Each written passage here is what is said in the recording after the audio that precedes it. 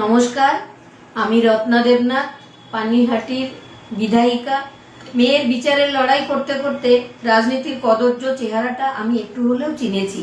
বিভিন্ন সময়ে আমার প্রতিবাদ আর অন্যায়ের সঙ্গে আপোষ না করার ভাষাকে দাবানোর জন্য অনেক অপপ্রচার আমি শুনেছি, সহ্য করেছি। আর আমার আরেকটা কোনো ছেলে মেয়ে নেই যার জন্য আমি বা আমার স্বামী অর্থলোভ করবে। আর একজন মা হয়ে অর্থলোভ আমার যদি থাকতো তাহলে আমার বিজেপির পতাকাই ধরতে হতো না। মমতা কোটি টাকা আমাকে অফার করেছিলেন। টুকরো টুকরো হতো না যদি ডাক্তার দেবনাথের মা লোভী হতো। আর অর্থলোভ থাকলে তো মেয়েকে ডাক্তারই পড়াতাম না।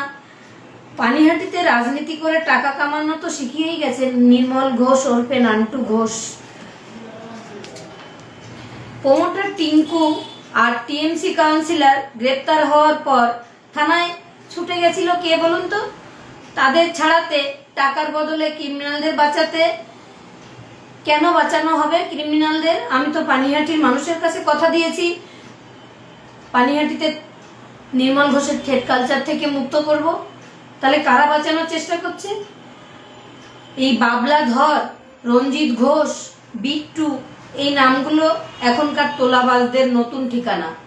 বিভিন্ন লোকের মারফত আমার সহকারীদের মেরে ফেলার হুমকি দিয়ে বলা হয় যাতে অবিলম্বে তারা আমায় ছেড়ে চলে যায়। আমি আবারও বলছি, তার সব অপরাধ আমার জানা।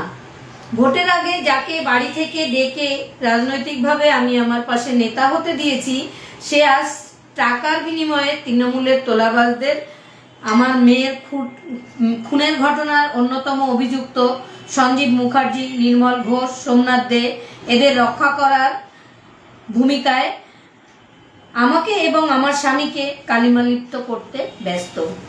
আমি শুধু মুখে বলছি না, প্রমাণ দিয়ে তাদের বিরুদ্ধে ব্যবস্থা নিতে আজ মুখ্যমন্ত্রীর সঙ্গেও কথা বলবো। পাশাপাশি শৃঙ্খলা রক্ষা কমিটিকে লিখিতভাবে ব্যবস্থা নিতে বলবো।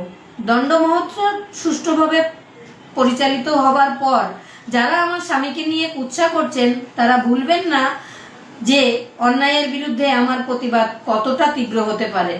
আমার পরিবার বা আমার অফিসিয়াল কোনো কাজে নিযুক্ত ব্যক্তি কোনো অন্যায়ের সঙ্গে জড়িত নেই। আগামীতে হলেও আমি তাদের বিরুদ্ধে ব্যবস্থা নিতে দ্বিধা করব না। মন্দিরের অর্থ মন্দিরের উন্নয়নের জন্য ব্যবহার হবে, তাই আমি সিদ্ধান্ত নিয়েছি মন্দিরের টাকা সরকারি সংস্থার নজরদারিতে একটি ট্রাস্টে জমা রাখা হবে এবং পুরোহিত সেই ট্রাস্টের অংশ হবেন মাত্র। মন্দিরের পুরোহিতের গাত্রদাহের কারণ সে এবং তার তৃণমূলের বাবারা বিগত দিনের মতো আর টাকার ভাগ বসাতে পারছেও না। টাকার বাড়িতে আনার দাবি সর্বৈবই মিথ্যা। মন্দিরের টাকা লুটের স্বপ্নে যারা এত বড় মিথ্যের সাহস জুগিয়েছে তাদের স্বপ্নে জল ঢালতে আমি এসডিওকে জানিয়েছি মন্দিরের জন্য ট্রাস্ট গঠন করে মন্দির উন্নয়নের জন্য সব টাকা হিসেব করে ট্রাস্টে জমা পড়বে। লুটোত্রাস বন্ধ করতে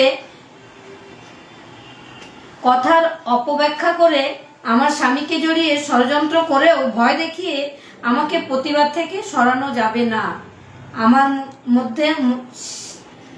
আমার মতো সেও তার মেয়েকে হারিয়েছে। আমি যেমন আমার মেয়েকে হারিয়েছি, আমার স্বামীও মেয়েকে হারিয়েছে। তাই এমন কাজ করতে তারও বাধ্য। এমনকি আমার বিশ্বাসকে অমর্যাদা করে আমার আশেপাশে শুভাকাঙ্ক্ষী সেজে ঘুরে যে বা যারা আমার মেয়ের ঘটনার সিনেমা বানানোর নাম করে টাকা খেয়েছে তাদেরকেও আমি সাবধান করছি। কাকিমা ভালোর ভালো, খারাপের খুব খারাপ, আমার সেই রূপটা না দেখানোই ভালো। আমার অফিসিয়াল টিম বা আমার পরিবারের দিকে কাদা ছোড়া বা থ্রেট করা এগুলো থেকে বিরত না থাকলে বাড়ির ঠিকানা পরিবর্তন হয়ে যাবে। আমি রত্না দেবনাথ অপরাধীদের আবারও সাবধান করছি, পানিহাটিতে তোলাবাজি গুন্ডারাজ আমি হতে দেব না। পানিহাটির মানুষের বিশ্বাসের মর্যাদা রাখা আমার প্রাথমিক দায়িত্ব। তাদের সমস্ত অভিযোগ আমি যেন পূর্ণ করতে পারি, আমি তাদের কাছে দায়বদ্ধ। তাই আমি পানিহাটিতে দ্বিতীয় নির্মল ঘোষ হতে দেব না। আমার সহযোগী এবং পরিবারের রক্ষা আমি করতে জানি। মেয়ে চলে গিয়ে এটা আমায় শিখিয়ে দিয়ে গেছে আপনজন সঠিক হলে কিভাবে রক্ষা করতে হয়। সর্বোপরি বলি, আজকে 1 জুলাই ডক্টর বিধানচন্দ্র রায়ের জন্মদিন, মৃত্যুদিন একই সঙ্গে। তাই সমস্ত ডাক্তারদের আমি প্রণাম জানাই। আর আজকে যদি আমার মেয়ে আমার কাছে থাকতো, তাহলে ও সারাদিন কত আনন্দ করতো, কত কেক কাটতো, কত গিফট পেত।